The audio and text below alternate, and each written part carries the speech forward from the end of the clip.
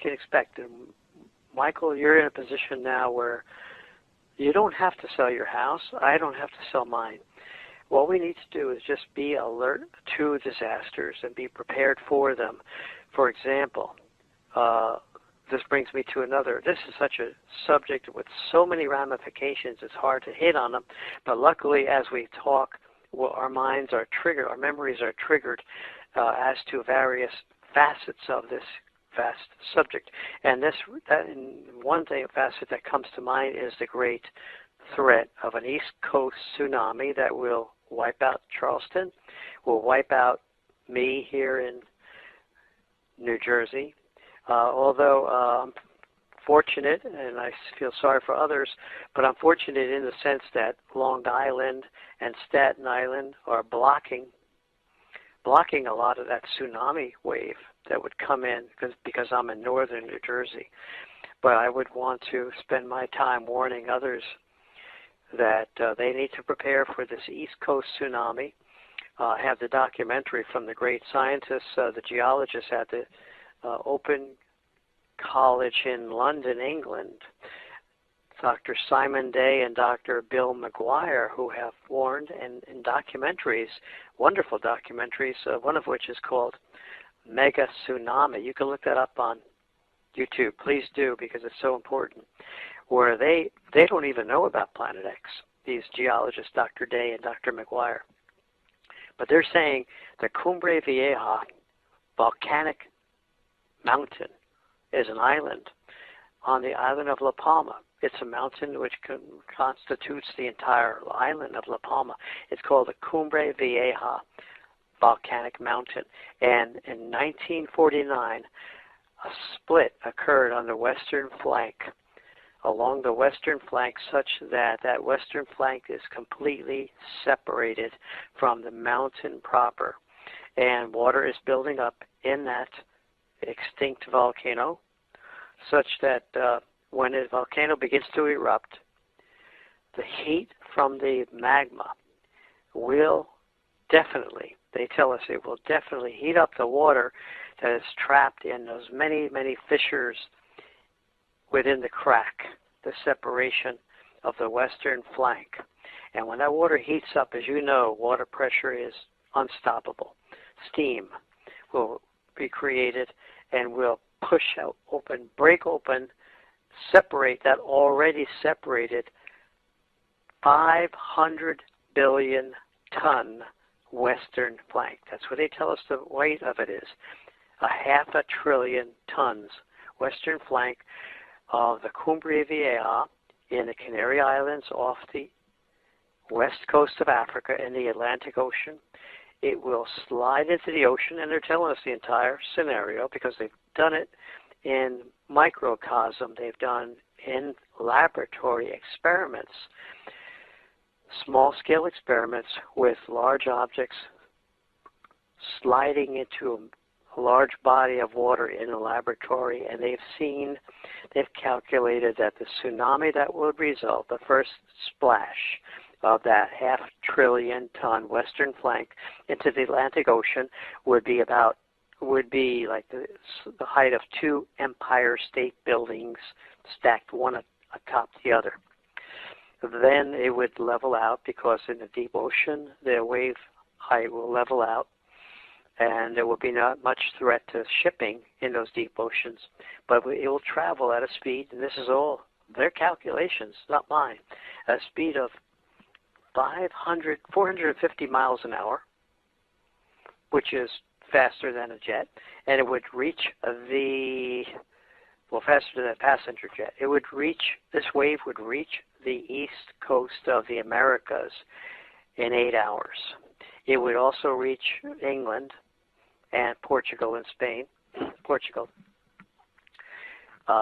in less than 8 hours. When it reaches the east coast, its height, they estimate, would be, I think it's at least 30 stories high. And it would devastate and wipe out, depending upon the terrain, it would wipe out areas inland as far as 12 miles inland along the east coast of the U.S. That means Boston, New York would be wiped out. destroyed. Charleston, Norfolk, Virginia, Miami, especially Miami, because of its low altitude. All of them would be destroyed, even South America, even the east coast of South America. Now, we don't have much warning, actually, because even the buoys out there, the buoys can detect a tsunami, but you've got, 8 hours? That's not enough time. It's going to be less than 8 hours. If people are asleep at 3 o'clock in the morning, who's going to tell them? What sirens are going to wake them up and say, hey, there's a tsunami coming? They won't even know what the siren means if the sirens sound. They won't even wonder to figure, well, there's a fire, or is it a tornado, or what's going on here? Well, they'll be dead before they even get out of their beds. Well, yeah, and I'll tell you something else, John, that most people, and I know this because here, when there is a tornado warning or something along them lines, most people say, it's never happens, it's not going to happen. And they're crazy for thinking that because it happens. That's right. A lot of people have been saved, and I've seen it on the Weather Channel, because they were awakened by their weather radio, or if they were lucky enough to have the TV on, they got a warning, and they were saved because they rushed down to the basement where they went to an center closet under the stairwell. In my basement, I have a closet area. Well, it's encased in sheetrock, which is not much. Yeah. But at least it's an inner room. And they went down there, and they survived when the rest of the house was collapsed. So yeah, you have to have a weather radio. I have to set my weather radio, which I haven't done yet, to the right channel and all that. It stays on constantly, but it doesn't make any sound until there's an emergency, and then it starts squawking. So you got to do things like that. And also, the flooding, Michael, what you can do and what I need to do, I'm in pretty good altitude. But for those people, and there are many of them across the country who are susceptible to flooding, epic flooding, and they should have rafts. They should have pontoon rafts or any kind of flotation devices, even those life vests that are activated and inflated by CO2 cartridge. You pull the cord and the cartridge instantly inflates the raft. We talked about this in the last show that we had together, Michael, where people should have these in their car, because you could find yourself, even the safest driver who turns around not to drown, can find himself in a flash flood in a matter of minutes. The car's floating. He's about to die. And he has to get out of the car, so, roll down the window before the battery is killed by the flooding, and put on your life vest and get out of there. That could save your life just by carrying a couple of life vests in the car for you and your passengers, things like that. So we have to think proactively about flooding, avoiding floods, and all kinds of disasters. Yeah, absolutely, we do. Yeah. Oh, okay. No, I'm sorry. I paused for a moment because I heard a little static in the headphones, and I'll be damned if it didn't sound just like that water again. I thought it was happening again, but no, it's just something in the headphones. Thank God. But folks, I've sent over Ira a few pictures. Two of them are from right now, from in the studio. And at some point, I think he'll throw them in there if he gets around to it. He's busy, so he might or he might not. I can't do it right now, so otherwise I would. But I do have more pictures of like Planet X and these UFO pics too that have been being worked on. I'll get those ready for tomorrow night so I could share them in the chat room as well. And John, we have another call here, so I'm gonna take it. I'm trying here. Okay, there we go. 814 area code. Who we got? Where are you calling from? This is Chuck from Meadville, Pennsylvania. Well, welcome aboard, Chuck. Hi, Chuck. Yeah, I just wanted to... Hi, how you doing, John? Hi, thanks. Say hi to you and Michael and Ira on the other line if he's still there. If not, he's in the background somewhere. He actually hung up, but yeah, thanks for the call too, Ira. Anyhow, I just wanted to mention a little bit more proof on your thing. You know, the Illuminati people, or whatever you want to call them, you know, celebrate this black sun. You know, and they're not talking about our sun going dark or anything like that. And also, a picture of Isis, or a statue of Isis, that goddess from Egypt or whatever she's from, has a set of bull horns, kind of like the Taurus bull, with a black sun in the center. Some people call it other things, whatever, energy or whatever. Basically, it's the black sun, or what you're talking about is, you know, the nemesis, or whatever you want to call it, that star that's coming into our system. And I was listening on, it's kind of, I don't know, coincidental, or if you want to call it coincidence, another show that was talking about Planet X, and it's supposed to be from the tribulationattacknow.org, by the non-human entities. It was aired on the name of that website again? Yeah, well, I'm not sure that's where it came from, but that's what it was listed underneath. Tribulation or tack now.org, and it was aired by the non-human entities. And I didn't get the guy's name, and I tried to go back to get it, but I can't get the thing to restart. And it was aired supposedly December 3rd of this year. Occult, and maybe Michael too, has seen occult references to Planet X. And, you know, that reminds me that they, even going back into ancient history, they called it the evil elite in ancient times, called it Marduk, this Planet X, which was, they considered it a god. And if you look at the great archaeologists and anthropologists who just passed away, Zechariah Sitchin, he mentions that kind of he has those references in his book, The 12th Planet, where he talks about Marduk and the diabolical elite actually have, you know, I haven't studied it real intensely, but there's so much occult in their rituals, which they believe gives them power. And this could be one of them. You know, Marduk is what they worship. They make it an object of worship as they worship Satan in order to keep their power, and in order to, they believe, falsely, will protect them if they worship these evil occult entities who they falsely believe represent this great dwarf star, which I know is being brought in by God. So you're right. I mean, there's occult references that we need to study, because when we see the diabolical ruling elite's occult references today, we then get clues as to what they're up to and what they're expecting, and how that would jibe with what we're seeing coming in, and how that would jibe with what the astronomers, the independent astronomers at the great observatory, the largest observatory on planet Earth, have just recently reported. And this is the big news of this show, is that Planet X, they say Planet X has been sighted. And that reminds me, your question reminds me that what happened was there was to show me greater evidence and to support their finding, their sighting of this Planet X at the Atacama Large Meter Array, that's ALMA as an acronym, observatory in Chile.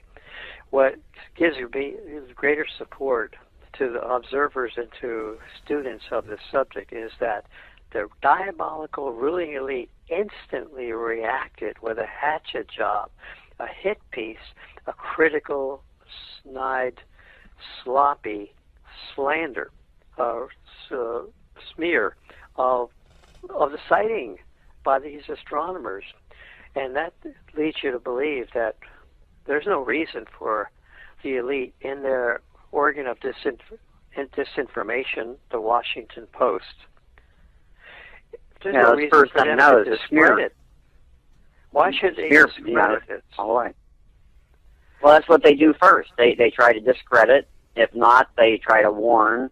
And then if not, well, we all know what follows after that. It's not worth talking about because no one's around to hear it then. But Right. That's right. Yeah, so they know that they're going underground. The evidence is all there. The London Daily Mail has reported that they are going deep into the bowels of Cheyenne Mountain in their great, vast underground city there. Also in the bowels of Mount Weather in West Virginia.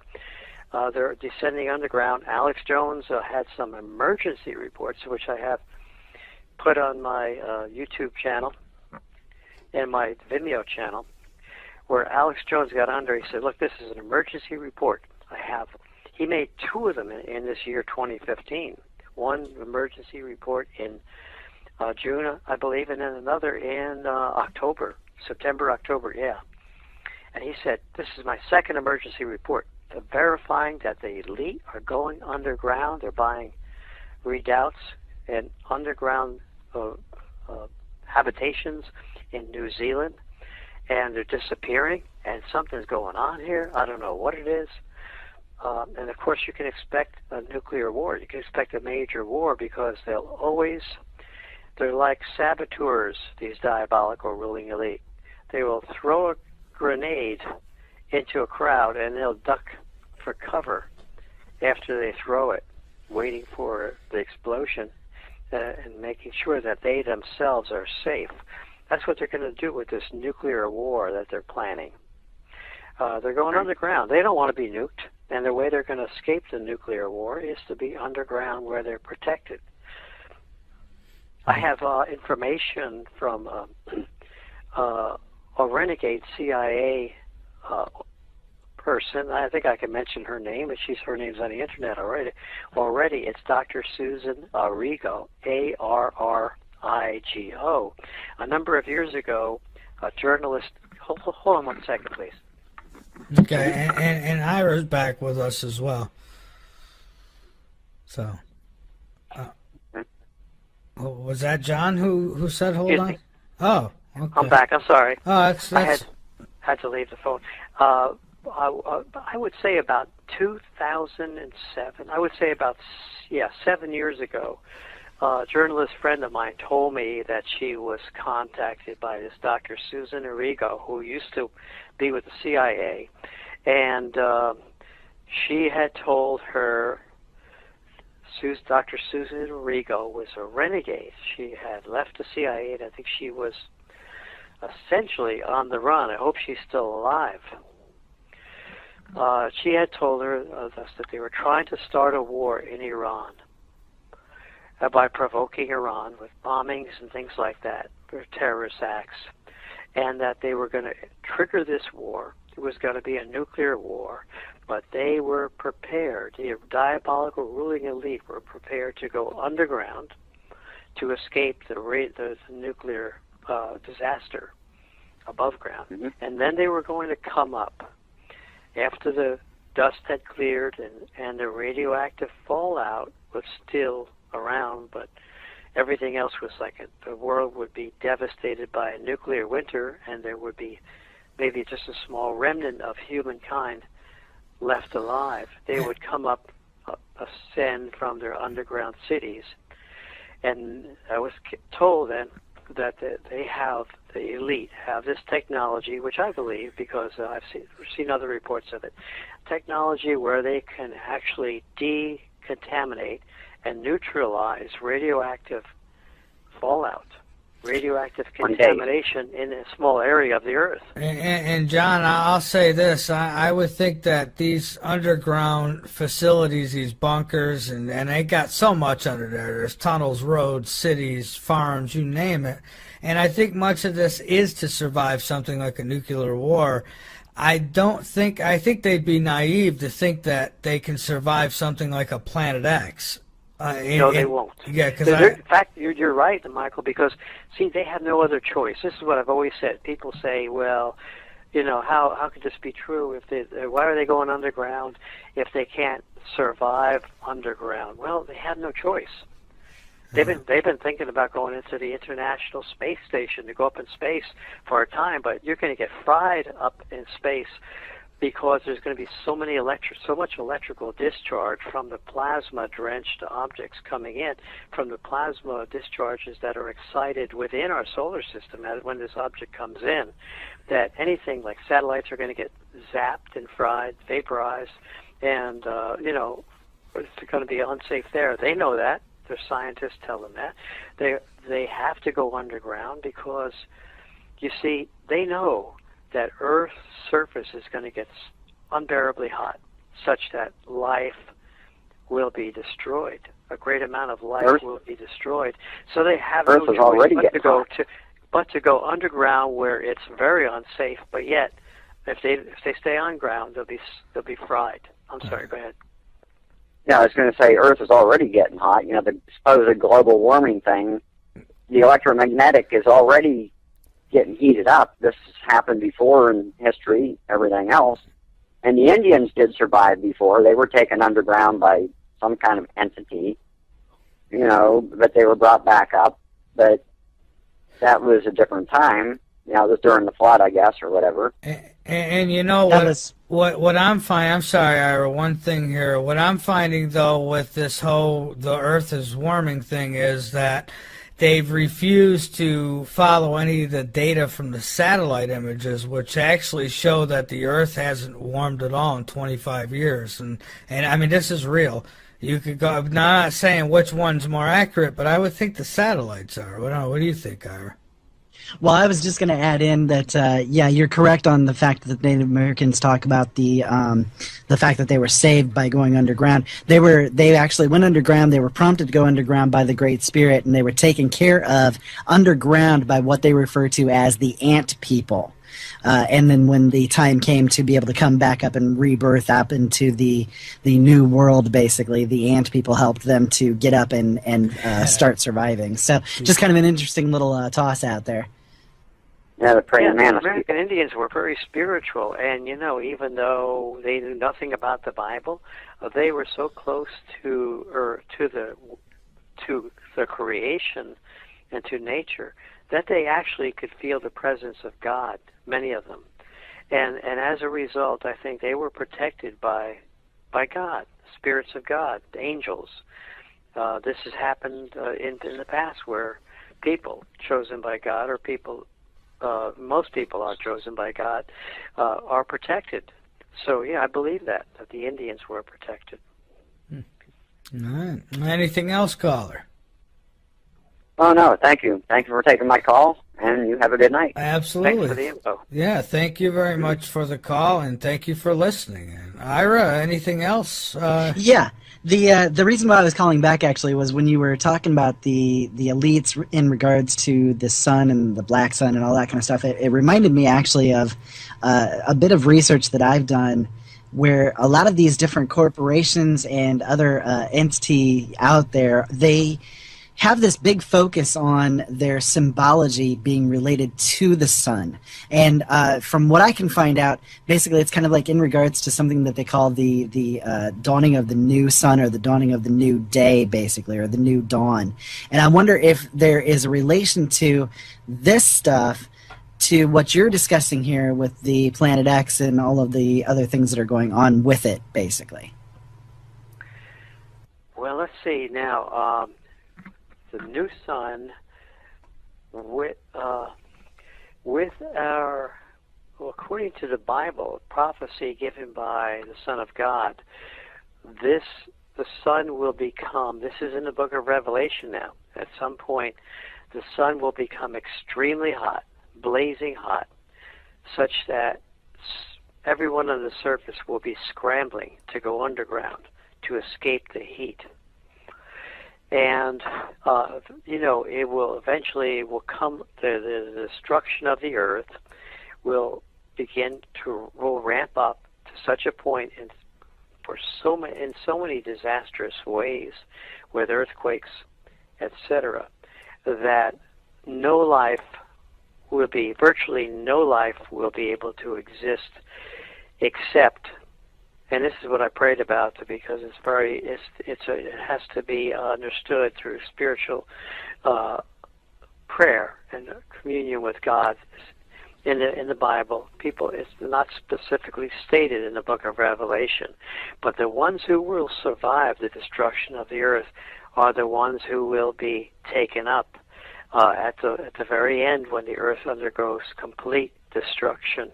Now, taken up would be in terms of the spirit, not the body. The body would be left behind, and the spirit would be taken up in an instant, in a twinkling of an eye, according to the scriptures. And that can happen when, for example, we have electricity, a lightning bolt, a transmission of energy occurs at the speed of light. Radio waves travel at the speed of light. The spirit of the body, I infer and intuitively feel that the spirit of the body transmits upward toward God at a particular time in our lives when the life is over. It's transmitted upward at the speed of light. And those are the ones who survive. Their spirits survive. Their body is left behind like a cocoon of a butterfly leaving the cocoon. Mm-hmm. And they take on a new body. I know it sounds it's strange to us because we don't experience this in our physical life, but this is the metaphysics that are being proven, being shown by advanced studies, such as the study of other dimensions and the spirit of the body. It's just amazing. But that reminds me of actually videotaped these true stories from a series that I can no longer find on the Destination America channel. Okay, thank goodness I John, hold that thought for a moment, just for a moment. We got to take our last break. The truth, as we do so often here, but we also get into expanding the mind. And I'm not tied back. I could say what needs to be said. I could say what I want because I have no ties to nobody. We're independent. We truly are. And we're keeping it that way, even though several through the years have, tried to get their grip on us. And it's not that we think we're the best. We just know that we're the most truthful. We're not influenced. We don't go along to get along. And, so let's get back to it with my guest, John DiNardo. And I hope you'll continue to support us at LateNightInTheMidlands.com. John, so you say that they said they found it. This is a recent report? Yes, it was earlier this month. In fact, just maybe about a week or two ago. All you have to do is go to your search engine and type in the acronym ALMA, which stands for Atacama. That's ATACAMA. ATACAMA, Atacama. You can type in that word also. Large Meter Array Observatory. Or you could just type in the acronym ALMA, A-L-M-A. That observatory is the largest telescope on planet Earth. It's a radio telescope, which picks up the spectrum, electromagnetic spectrum of the subvisible light energy, the magnetic energy that comes from electromagnetic energy that's emanated from distant objects. When they emit infrared light, for example, infrared is electromagnetic energy. It's of the same type of electromagnetic energy of radio waves and television waves. So this array of 66 antennas, receiving antennas, constitutes the largest telescope on Earth. And they have said in the article, and I can paraphrase it, we think we have discovered Planet X. They actually mentioned it in the article. You'll see it reported in the London Daily Mail, I believe. You can look that up.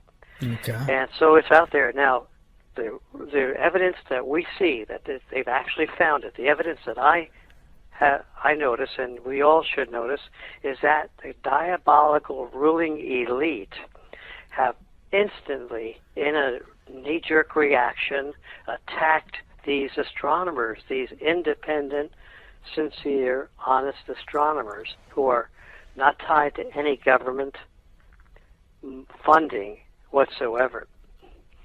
And why would they attack these astronomers unless they were afraid of something? The Washington Post, which is the organ of disinformation of the diabolical ruling elite, it's owned by the Graham family, Catherine Graham, infamous Council on Foreign Relations member. They had this Sarah Kaplan, a sloppy journalist, let's say a hatchet-wielding journalist. I see. Just to cut in for a second, John. Now, some would say, I have had many tell me, well, NASA, they call any planet that they've just discovered and not given a name, they call it Planet X, and that's what they'll say.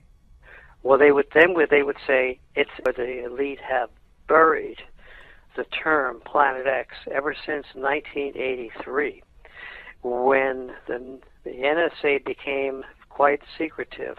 The diabolical ruling elite who controlled the National Security Agency became so secretive and concerned about reportage regarding Planet X that the name was banned.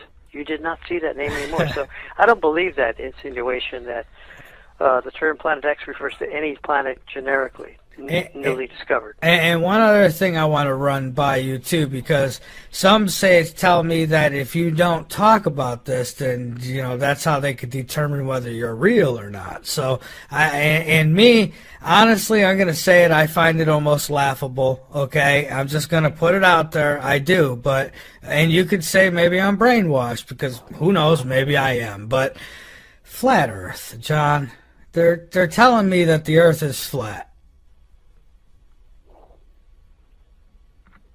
What say you on that? The Earth, who's telling you that the Earth is flat? There's people who are telling me that if guys like you and I don't talk about flat Earth, then we're not real. So, should we be talking about this? I don't talk about flat Earth. No, I don't mean to offend anybody out there who does. I'm sorry, but nobody has given me that type of evidence. I get messages from people talking about. Well, look at the photographs, the films of planet Earth from space, from space and from the International Space Station. Well, that's just it. I mean, it's proof right there. I think that it's been canned. I think a long time ago, and I'm not saying it because I don't want to believe it. It's just, I don't know. Somebody sent me a video and says that if this don't convince me, nothing will. And I'll tell you what, I couldn't watch but maybe 8 minutes of it, and I had to turn it off because the guy was incredibly just I couldn't watch it. But. Yeah, you can't. I mean, you can't allow you can't allow the disinformation coming from any area. Or at least we can tolerate anyone's free speech, but we also have the right to respond. Right. So, for example, we talk about the photographs from space that show that the Earth is not flat. We also, if you stand on the shore and watch a ship going out to sea, does that ship, if you had a telescope, if the Earth were flat, you'd be able to see that ship at great distances away, wouldn't you? But you can't, because the ship appears to sink below the horizon as it gets farther out. Doesn't it? That indicates that there's a curvature to the Earth. I agree. You're not getting no disagreement from me. But there's people who, and they get mad because, I chop them at the bit quick on it because I'll go as far with the Planet X and even bases on the moon, and the moon might be hollow, okay? I'll go there. But flat Earth, I think it's been proven without a shadow of a doubt that we've got somewhat round rocks floating in space. That's me. If you could prove me wrong, by all means, contact me, but have real evidence, and I know you're not going to have it because it just don't exist, but I'd be glad to entertain it. But it's all it is entertainment for me. Anyways. At least you give them give them the freedom to express themselves. Well, yeah, and exactly. then just let it go at that. But I wanted to get back to this Sure. New York Times landmark article that I began reading it from January 30th because I want to present further scientific evidence that this brown dwarf star exists.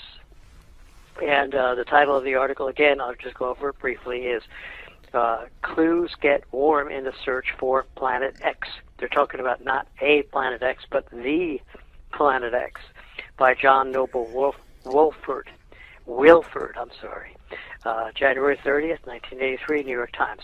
Now, their article states that ever since the 1800s, astronomers noticed perturbations or a plucking of the outer planets Uranus and Neptune from their revolutions around the sun, eccentricities that can only be explained by a large, unseen gravitational body pulling at these planets at some point in their revolutionary path around the sun.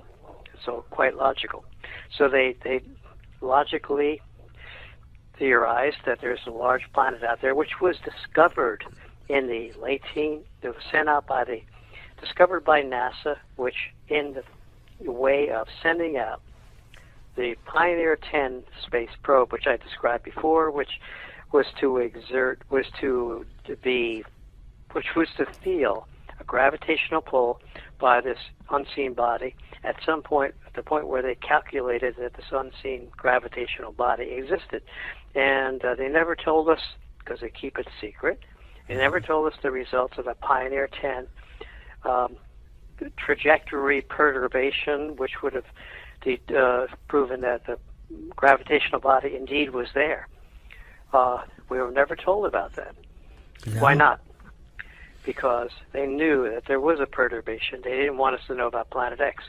However, the NSA was not quite as suppressive and didn't have the knowledge at the time to suppress NASA. When NASA in 1983, January, New York Times said, quote,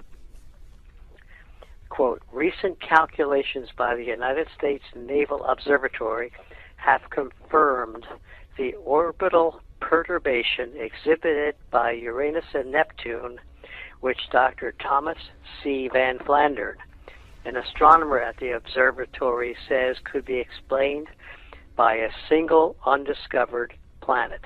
He and colleague Dr. Robert Harrington calculate that the 10th planet should be 2 to 5 times more massive than Earth. And incidentally, I don't know why they said that, because it's got to be much, much larger than that, and I'll show you why later on in this article. And it should be 2 to 5 times more massive than Earth and have a highly elliptical orbit. That is correct, because we talked about that, like the tennis ball being batted back and forth between two suns on a celestial tennis court.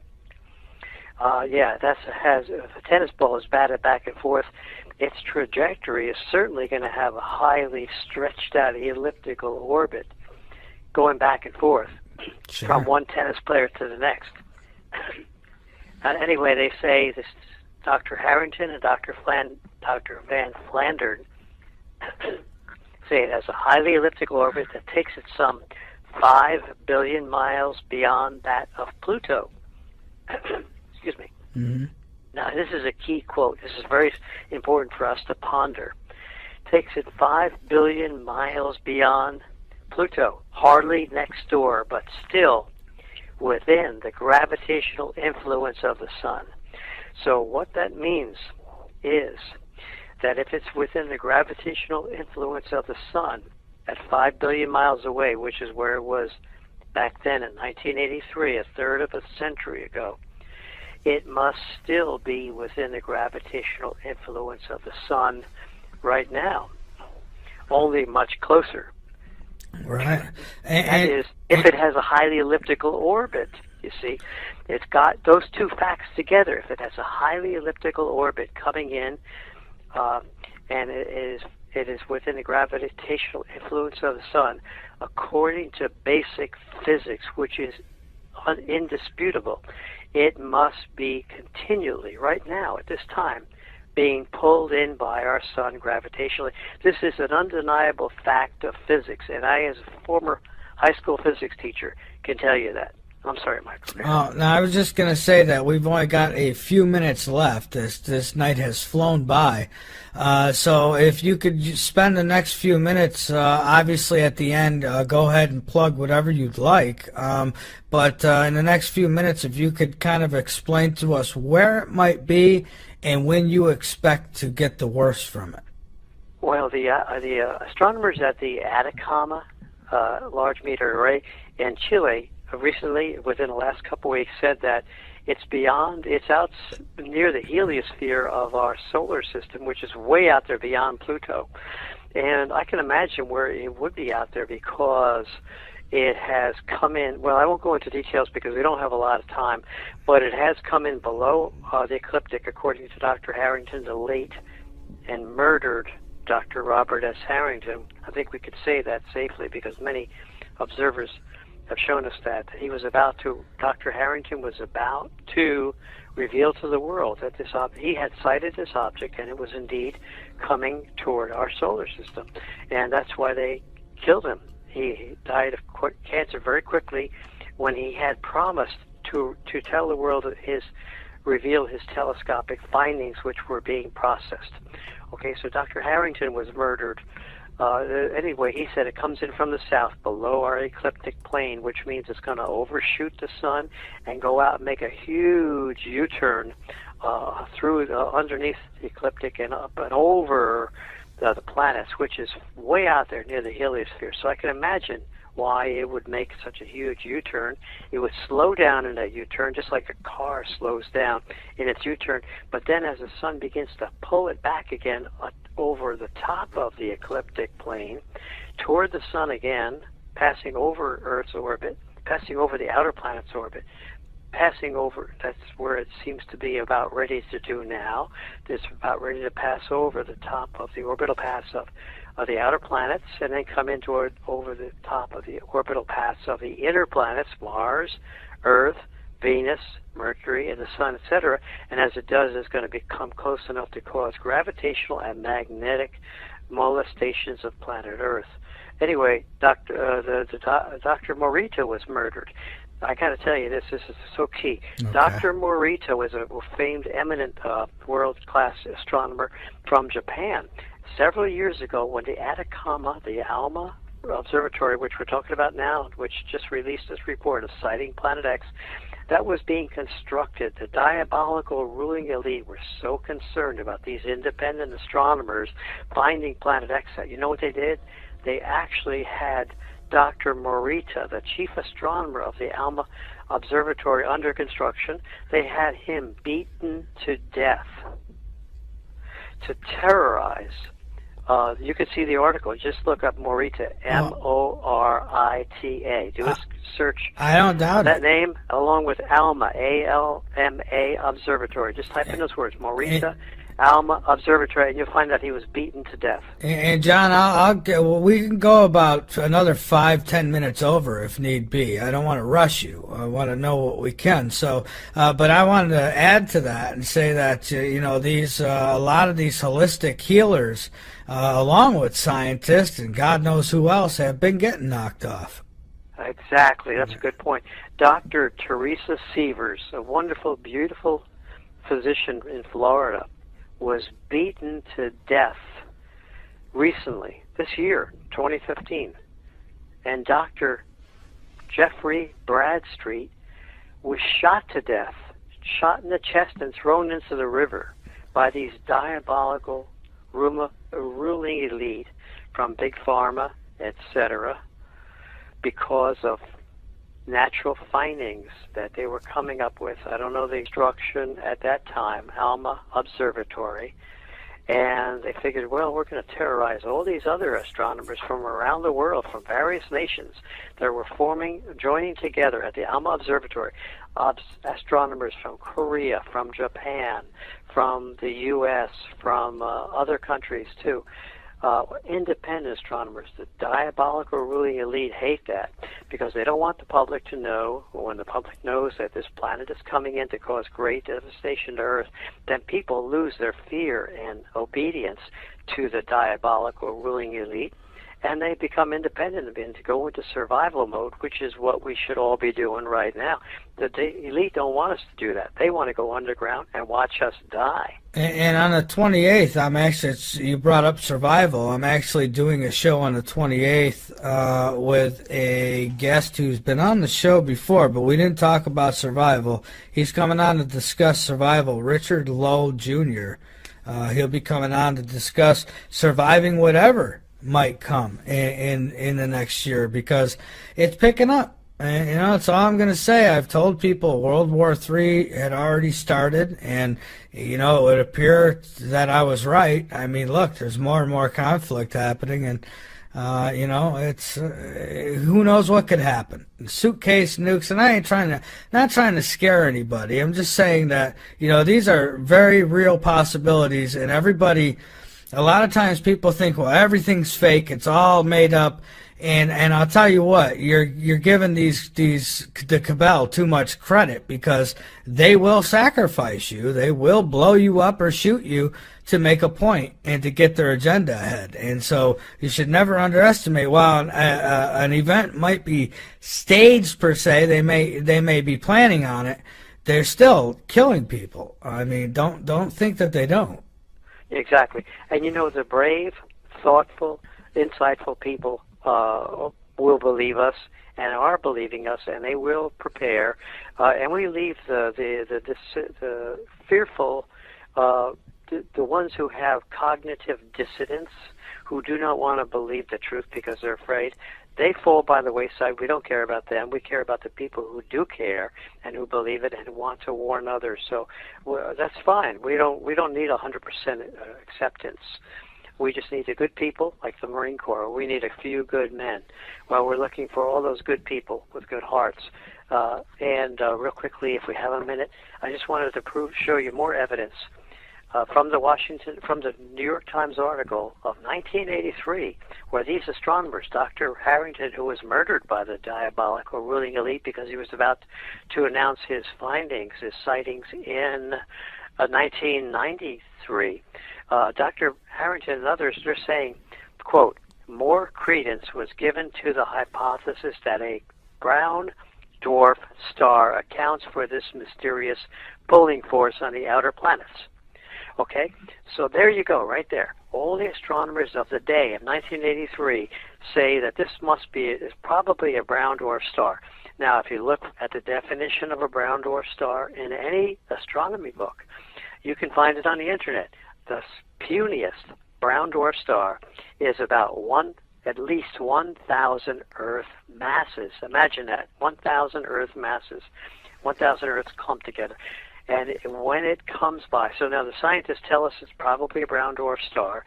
All the people who are reporting on it today, many of them are scientists, are saying it's a brown dwarf star. The astronomers at Chile, they tried to intimidate by beating to death the lead astronomer, but it hasn't worked yet.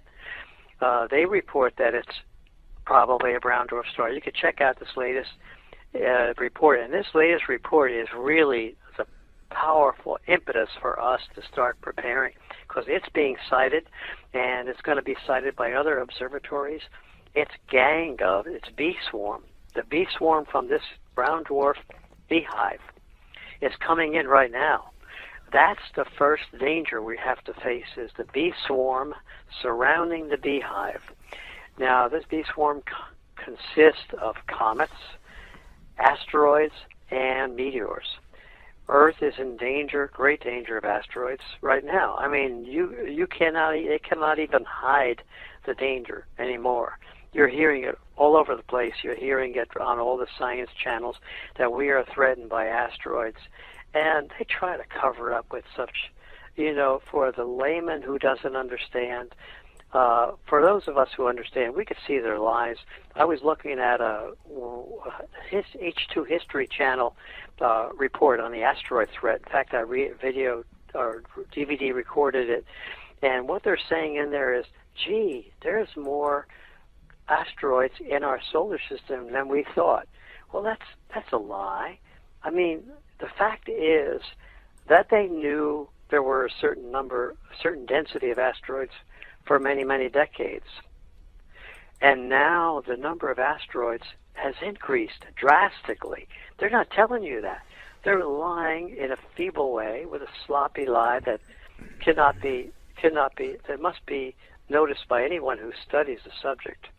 That it's not that they just never noticed the asteroids before. It's just that the density of asteroids has drastically increased in recent years, and that's because this beehive is coming into our solar system, being pulled in by our sun's great gravitational force field, and the bee swarm around it is becoming ever dense. And you watch, we're seeing more strikes, more meteor strikes. We had a massive meteor strike in the nation of Iran back in July. That was covered up by the media. I proved that it was covered up in my reports. I posted numerous reports to prove it. They said one person, even related, a wife of a Planet X researcher, said, "Oh, that's a hoax. There was no meteor strike in Iran." And I proved that she was wrong by posting the actual videotape that I found on YouTube of Iranian journalists going into the field where the meteor struck, and they were pulling the asteroid out of the ground and holding it right up to the camera. And of course it was reported in the Italian press, but you could not find it anywhere in the U.S. And just because this wife of this Planet X researcher, she couldn't find it, she declared that it doesn't exist just because she couldn't find evidence of the meteor strike. I proved it by showing her the video evidence, and I posted it in one of my articles, one of my reports. Well, the point is that meteors are striking Earth more frequently now, and we're in danger of being struck by an asteroid.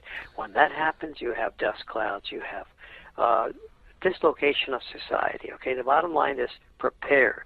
Get your water.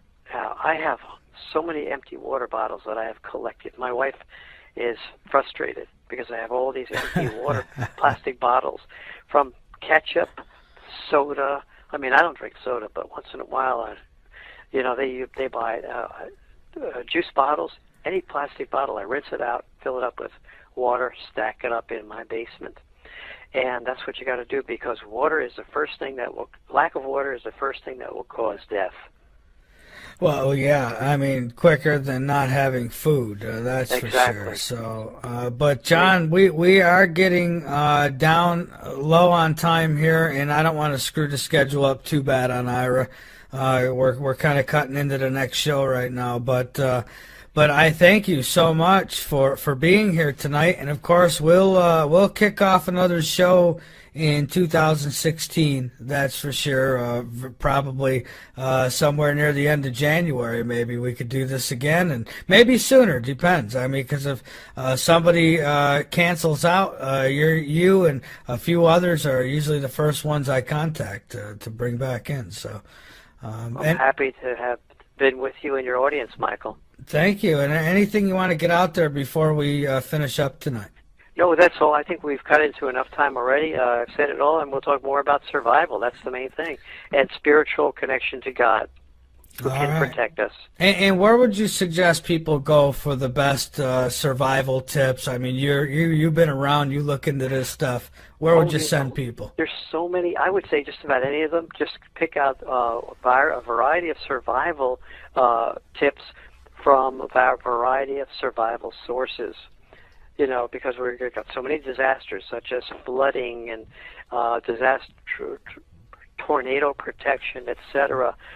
Look at all the disasters that we are now prone to feeling, and you can then begin to plan for these disasters with a variety of preparations, mainly food and water. Water is the main thing. Just common sense, fill up water bottles, get essential oils for health, and get silver germicide to prevent disease along with your essential oils.